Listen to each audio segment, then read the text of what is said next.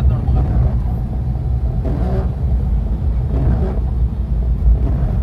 ಈಗ ಸಾಗರ ಈಗ ಇವತ್ತು 7ನೇ ತಾರೀಕಲ್ಲಪ್ಪ, 7ನೇ ತಾರೀಕು ಲೋಡ್ ಮಾಡಿದೆ, 8ನೇ ತಾರೀಕು ಬಂದೆ, ಖಾಲಿ ಮಾಡಿದೆ.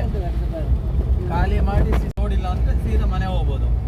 ಅವತ್ತು ಇದು ಅವತ್ತು ತಾರೀಕಿಗೆ ಅವತ್ತಿನ ಪೇಮೆಂಟ್ ಬೀಳತ್ತೆ ನಿಮಗೆ 1100 ರೂಪಾಯಿ.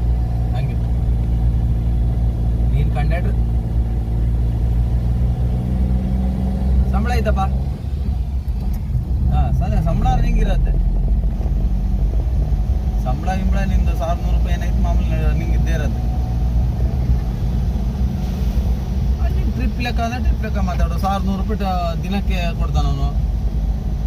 ಮತ್ತು ಮಾಮೂಲಿ ಏನಿಲ್ಲ, ಡ್ರೈವರ್ದು ಆರ್ ಟಿ ಗೇಟಿನ ಟೋಟಲ್ 1,500 ಬರ್ಕಂದ್ರೆ ಆಯ್ತು ಅಷ್ಟೇ. ಹಾಂ, ಆ ಟೈಪು ಹಾಗೆ ಟಾರ್ಪಲ್ಲಿ ಎಲ್ಲ ಅವರು ಹಾಕ್ತಾನೆ, ನಿಂಗೆ ಕೊಡ್ತಾನೆ. ಹೋಗ್ಬೇಕಾದ್ರೆ ಅಡ್ವಾನ್ಸ್ ಕೊಡ್ತಾರೆ. ಡೀಸೆಲ್ ಫುಲ್ ಟ್ಯಾಂಕ್ ಇರುತ್ತೆ, ಡೀಸೆಲ್ ಹಾಕೋದೇನಿಲ್ಲ, ಪದೇ ಪದೇ ಹಾಕೋದೇನಿಲ್ಲ. ಡೀಸೆಲ್ ಫುಲ್ ಟ್ಯಾಂಕ್ ಮೈಲೇಜ್ ಕೊಟ್ಟರೆ ಆಯ್ತು ಅವನಿಗೆ ಸೌಕರ್ಯ. ಮೈಲೇಜ್ ಕೊಟ್ಟಿಲ್ಲ ಅಂದ್ರೆ ಕೈ ಅಂತ ಕೂಗ್ತಾನೆ ಅಷ್ಟೇ. ಹಾಂ, ಮೈಲೇಜ್ ಕೊಡಲೇಬೇಕು. ಏನೋ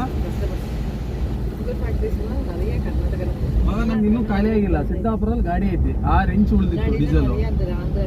ಗೋವಾ ಬಂದೆ, ಗೋವಿಂದ ಶಿವಮೊಗ್ಗದಿಂದ ಅಕ್ಕಿ ಮಾಡ್ಬೇಕು. ಸಾಗರ ಖಾಲಿ ಮಾಡಿ, ಸಾಗರದಿಂದ ಸಿದ್ದಾಪುರದಿಂದ ಲಂಬಾಪುರದಿಂದ ಮುಂದೆ ಹೋಗಿ ಹೆಚ್ಚು ಕಮ್ಮಿ ಸಿದ್ದಾಪುರ ಬಂದು, ಸಿದ್ದಾಪುರದಿಂದ ಸಿರ್ಸಿ ಹೋಗಿ ಖಾಲಿ ಮಾಡಿ ಬಂದಿರುತ್ತೆ ಗಾಡಿ.